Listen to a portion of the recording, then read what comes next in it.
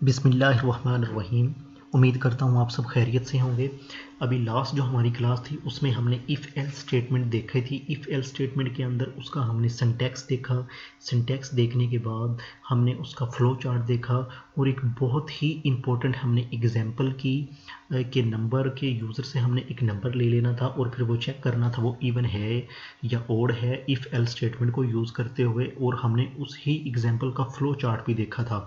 मेरे कहने का मतलब ये है कि लास्ट वीडियो में हमने इफ़ एल्स स्टेटमेंट का सिंटैक्स, फ्लो चार्ट, एग्जाम्पल और एग्जाम्पल का फ्लो चार्ट देख लिया था और बहुत अच्छे से हमने समझ लिया था कि इफ़ एल्स स्टेटमेंट क्या होता है, ये कैसे काम करता है। मैंने आपको लास्ट वीडियो में ये बताया था कि जो इफ़ एल्स स्टेटमेंट होती है वो ऐसे होती है कि इफ़ के अंदर हम एक कंडीशन रख देते हैं। अगर वो कंडीशन ट्रू हो तो इफ़ के अंदर जो स्टेटमेंट पड़ी होगी वो एग्जीक्यूट हो जाएगी, और इसी तरह अगर जो हमने इफ़ के अंदर कंडीशन रखी हुई है वो फॉल्स हो जाए तो जो एल्स के अंदर कंडीशन पड़ी हुई है वो एग्जीक्यूट हो जाएगी।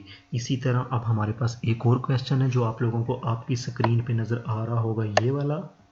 ये क्वेश्चन क्या है? ये बहुत इंपॉर्टेंट क्वेश्चन है आपके पेपर पॉइंट ऑफ व्यू के लिहाज से, जिसमें वो आपको कह रहे हैं write a program that input a year and find whether it's a leap year और not using if else structure. वो हमसे ये कह रहे हैं कि एक ऐसा प्रोग्राम लिखो जिसमें यूज़र एक ईयर इंटर करे और वो हमें बताए कि ये लीप ईयर है या नहीं। सबसे पहले तो मैं आप लोगों को बताता चलूँ, लीप ईयर वो होता है जहाँ पे फरवरी के महीने में वैसे तो 28 दिन होते हैं, 28 डेज होते हैं, 28 दिन होते हैं, जबकि लीप ईयर में 29 दिन हो जाते हैं। तो लीप ईयर होता क्या है? लीप ईयर वो ईयर जो 4 पे पूरा पूरा डिवाइड हो जाए। जैसे कि 2016 में लीप ईयर आया था, तो अब ये 4 साल बाद आता होता है, फिर 2020 में आया, अब ये 2024 में आएगा लीप ईयर। और इसकी जो कंडीशन हम कोड में यूज़ करेंगे वो ये है कि जो लीप ईयर होता है वो 4 पे पूरा पूरा डिवाइड हो जाता है और जो बचता है वो हमारे पास 0 बचता है। दोबारा सुन लें, लीप ईयर वो होता है जो फरवरी में 28 डेज होते हैं, एक दिन का इजाफा करते 29 दिन हो जाती हैं। और लीप ईयर 4 साल के बाद आता है, और लीप ईयर में कोड के अंदर हम ये कंडीशन लगाएंगे कि अगर उसको 4 पे डिवाइड करें तो वो पूरा पूरा डिवाइड होकर 0 बचता है। तो चलते हैं कोड की जानिब। अपना डैब ओपन करके बेसिक स्ट्रक्चर लिख लें, और बेसिक स्ट्रक्चर लिखने के बाद क्या करना है, इंट वेरिएबल एक y के नाम से ले लें।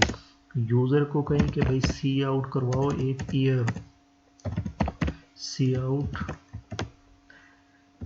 इंटर ईयर,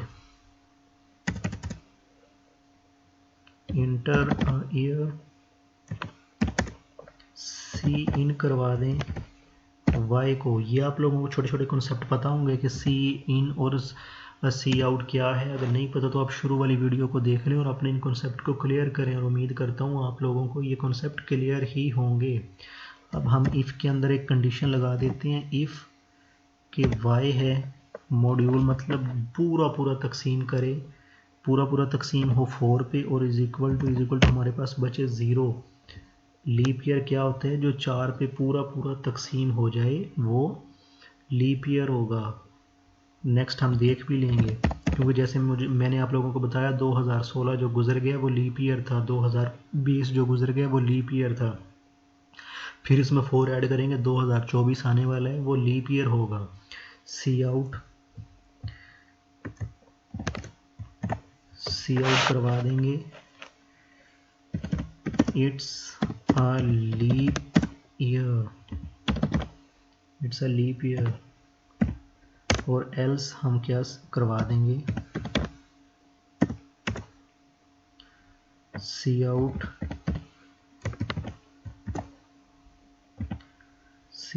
करवा देंगे नॉट अ लीप ईयर।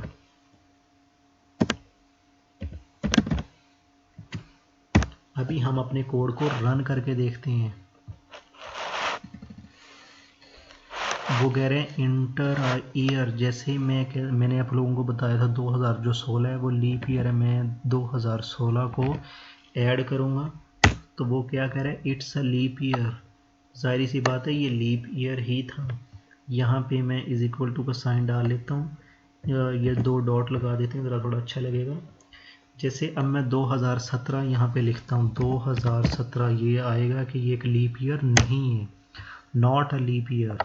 हमने कोड लिखा है लीप ईयर चेक करने के लिए कि हम जो भी कोड लिखेंगे वो लीप ईयर है या नहीं।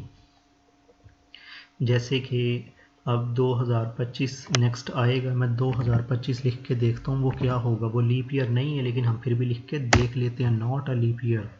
और जैसे मैंने आप लोगों को बताया था कि लास्ट टाइम जो लीप ईयर गुजरा है वो 2020 का गुजरा है।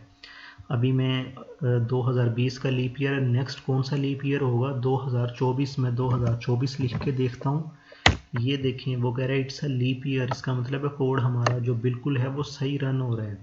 तो ये आप लोगों ने इसकी कोडिंग अच्छी तरह देख लेनी है, जहन नशीन कर लेनी है। और वीडियो जहाँ से कोई बात समझ ना आए वीडियो को पॉज कर करके देखें, और फिर भी ना समझ आए तो मुझसे क्वेश्चन कीजिएगा, तो मैं आपको आंसर कर दूंगा। अल्लाह हाफ़िज़।